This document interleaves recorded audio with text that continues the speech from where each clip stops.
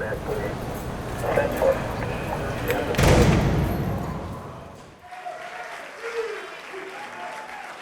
you guys for coming out to the TEDx event today. My topic today is going to be basically about the bridge between inmate, staff, and the public. The faces that you've seen here today are the faces you'll see in our future. I wanted to talk to you and tell you a little bit about myself. So how did I become a correctional officer? My mother and my father put me in a situation to where I could be successful, and they always bred that into me. You need to strive to do better each day. I started my career off with approximately 16 years doing armed security within the housing projects within the Bay Area. Acorns, Oakland, Geneva Towers, San Francisco, St. John's, and Crescent Park, and Richmond, just to name a few. I started off as a child wanting to be a part of some major law enforcement agency, and today I fulfilled that by joining the California Department of Corrections. My 14 years here, I've learned quite a bit. When I arrived here, I assumed that I was going to see the worst of the worst from all of the inmates that I've seen here. So I came in with that attitude. They got nothing coming. I'm not going to give them anything. And at the end of the day, my job is on the line. Every day I come in here and my life is on the line. Every day I come in, I want to go home the same way I came to work.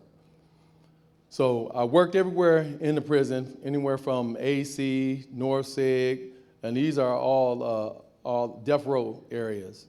And they're the worst of the worst except for North Sig. That's like your premier inmate that knows how to program, no problems. And I'm now down in education. I've been in education for the last 4 years, which brings me to say, I've seen quite a few people come in on the bus. I was in receiving and releasing one day working overtime. And there was an inmate, he was pacing back and forth profusely. He was just nervous. Came from a level 3 pen, didn't know what to expect.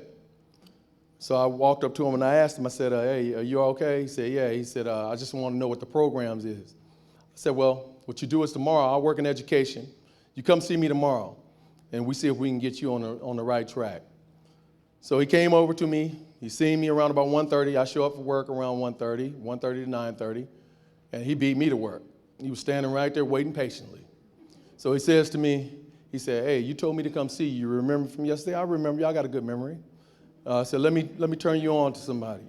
So that particular day, we have PUP, and we had Miss Jody that was in. So I turned him on to Miss Jody, and today he is a successful journalist with San Quentin News. And I would like him to stand up. That would be Ross. Tommy Ross, stand up. You take an applause for yourself. I just wanted to say, I've got a chance to view these guys come in, and they put the work in. I see them go to class. I see them come in asking questions on how to be better. I see them striving to be better. I see them put together self-help groups. I see them put together work groups. I've seen some of these guys start up programs. And one of the guys that started up programs is here today, which would be Troy. And he helped start up a program. He also got out after being incarcerated after about 20 some odd years.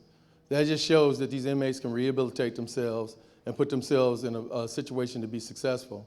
Likewise, I've not always been viewed prior to coming here as a good person, or I've had my own issues, but life has revealed to me that everyone has a chance, and it's what you make of that chance.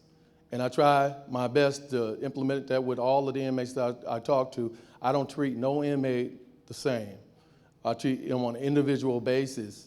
That way, when you deal with an inmate, you know exactly what you're coming from, because that's what they deal with is respect. And they honor you when you are real. You don't turn around and give them a fake answer. You know, you want, hey, can you tell me what time this class is showing, or are they going to have this class this season? No, I don't know. But instead, if you tell them, hey, look, I don't know right now, but I'll find out. They respect that for you, you just leading them on.